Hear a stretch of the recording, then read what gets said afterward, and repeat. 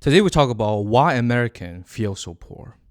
In the book Hillbilly Elegy, written by J.D. Vance, the Vice President of America, it portrays a story of a family who earning about $100K a year, while both parents never been to a 4-year bachelor degree.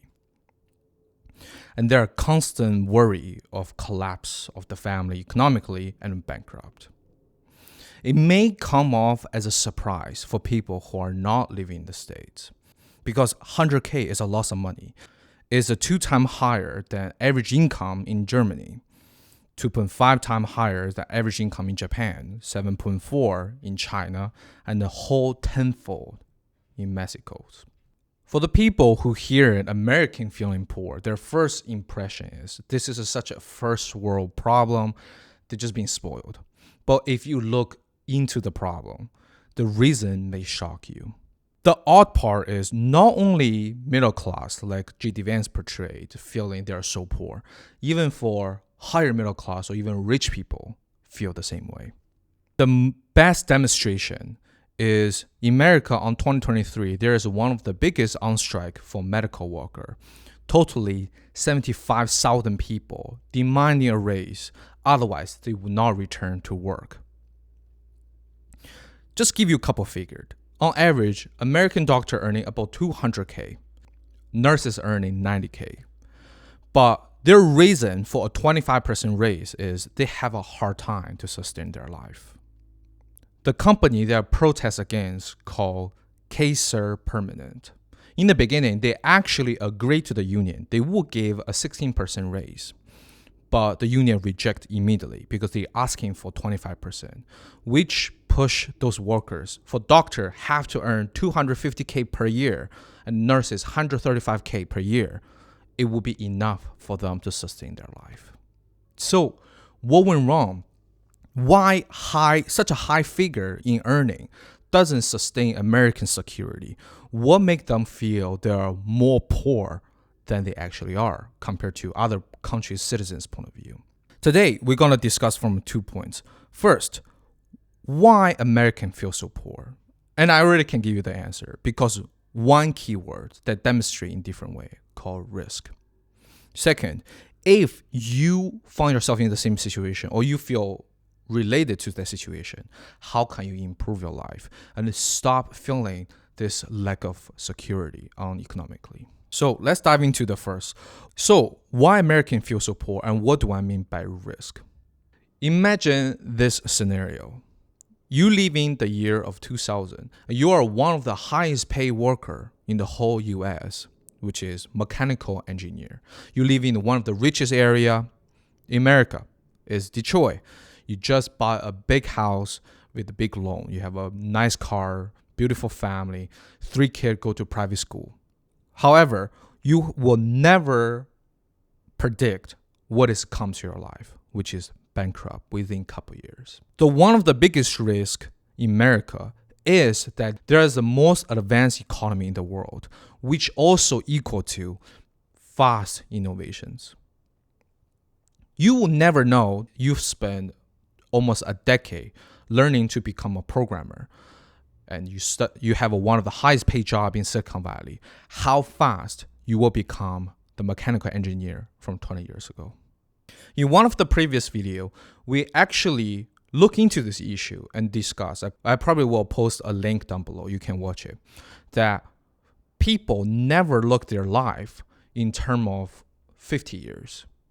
You may experience 4 different depressions within America, and any depression may reshuffle you from a middle class to poverty or rich to poverty. And the determining factor is not like what most people said, that you have a high debt. It's just because the technology cycle are recurring so fast that your job is no longer on demand. The industry you're in is in decline. That's one of the biggest risks of American nowadays. Especially when GPT is coming out, everyone is panicking. What if they can just simply replace my jobs? Similar situation does recurrent in other countries, in Germany, in Japan, in China, in Mexico. However, their parallel economy are not switched as fast as US does. Second aspect of the risks that manifest make Americans feel so poor is the tickets to entry in America are extremely high. What do I mean tickets to entry? Is that you need to take about 100K loan on average to earn a 4-year degree. If you said, you know what, I will never go to a 4-year bachelor's and this stupid is not worth it. If that's the decision you make in America, which may probably have a high chance that your highest bar of your economic earning is fixed. Even then, you decide to bite the bullet, to invest your 100K, go on a loss of debt to earn a bachelor degree. You will face the second challenge, which is the depreciations of diploma. Also means the return of your investment in a bachelor degree is become a less and less worth it. You can see from the story that was portrayed by J.D. Vance in his book. The reason why his family can reach 100K household income, mostly because his mother is working as a nurse, but in the same time, never been to a 4-year college degree and use illegal substance. But imagine the same situation today. You can ask around of people who go to nursing school how difficult and how high competitive to get a good nursing job.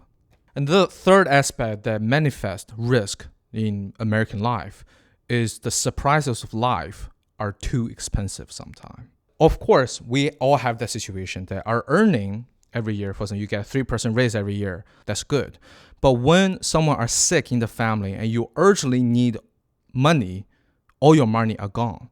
We don't mention that most Americans' household don't even have a saving to begin with.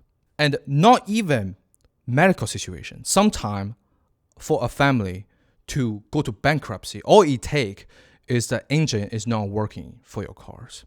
You don't have $2,000 to fix your car, but you need to commute to your job. If you don't go to your job, you don't have income, and everything will push your family down to the hill, to bankruptcy. Everything I said, all combined together, it creates even biggest vicious circle. That you need to go on heavy debt to be able to participate in or at least decent white-collar job. In the same time, a lot of people is competing with you. They have the same diploma just like you do. And you don't even know how long is your job gonna be out of desired. And in the end, your earning is not enough to cover up all the accident happen in your life. Medical bills, someone getting sick for the family. Do you want to pay the house loan or your parents' medical bills? And plus, the every 7-year, 8-year great economic depression, that just make every American family feels to move up from a middle class to higher middle class to rich is almost impossible. But to slip down, it is so easy. All it take, it is a breaking car. All it take is some random AI model that emerge in Silicon Valley. So if this is a situation in America, or you can very relate to the same thing, what should you do? How can you even prevent it? And of course, my answer is not buying stock, real estate, cash flow, or buying my courses. That is not, that's not what I try to persuade you. This is a pure video essay for myself. So the best answer I find is actually from a book called Scarcity. It was written by 2 professors, one from Harvard and one from Princeton. In the book, they actually go to the most poor place to study why people stuck in poverty. In the beginning, they assume that people stuck in poverty because debt. You need to borrow money to buy the seed, to plant the seed. You need to borrow money to get a car, to go to the morning market to sell your goods. But reality is no. When they gave them plenty money, plenty capitals, they will slowly slip back to poverty.